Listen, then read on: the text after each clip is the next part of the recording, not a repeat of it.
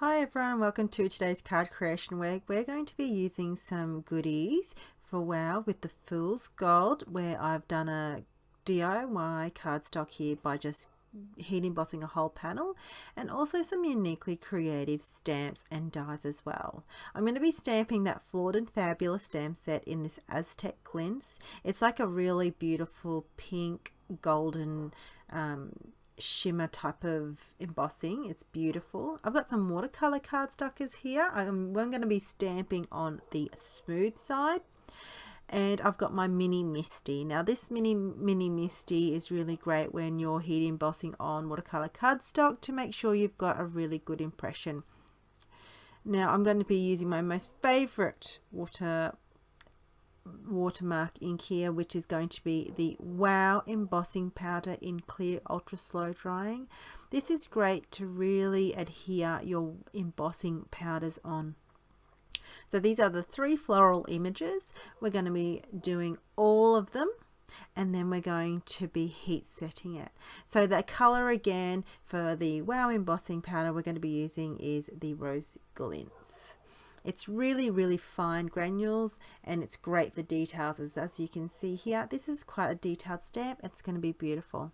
I also had a little bit of Versa Fine Onyx black ink on there, but you won't see much of it on once I heat emboss it. It's not going to be a worry for me at all.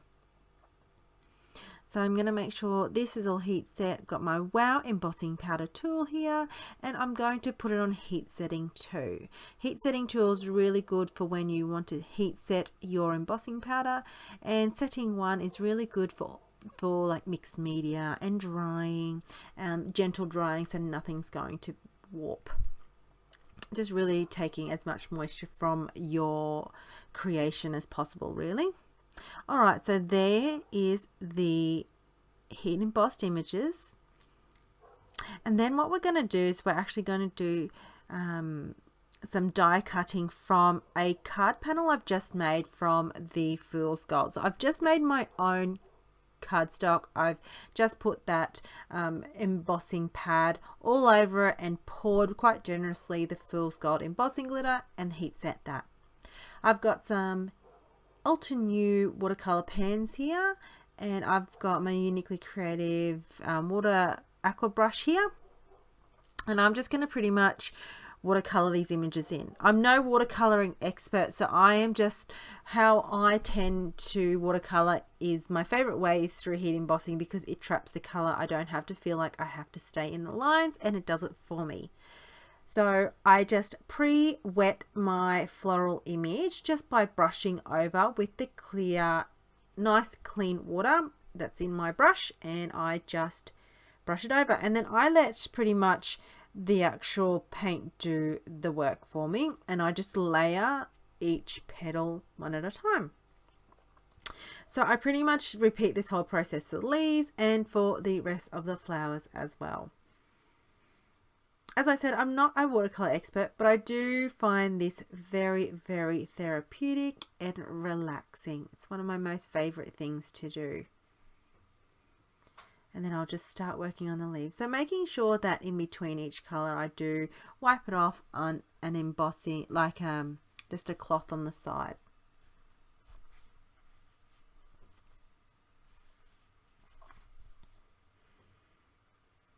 And just now working my way through the greens and the petals. Now this stamp actually comes with coordinating dies, which I will use and die cut off the screen. And now I just add a little bit more of the same color, maybe a touch of the another pink as well, and then that just really, I just keep moving that out. And what I tend to do is I'll clean the brush in between as well, so then I am moving that out even more. Sometimes I do, sometimes I don't, depending on what kind of look I'm after. I don't want it to be more a perfect look. I just really, plus I'm not really good at making it look seamless. I just kind of go with how I like it and how I want it to look. And now I'm brushing, I'm actually wiping my brush in between, just on a cloth off the camera, so it's not into view, but just so it kind of makes it all clear. So now I just use an array of pinks from that same palette, and I'm just going to kind of figure out I actually don't stick to it in the background. So these stamps come with solid images, and I've got the Tattered Rose from Distress Oxide and also a Catherine Pooler ink in Sandcastle. I like these colors purely because I feel like it goes with the tone of the rose gold and the rose Glintz embossing powder.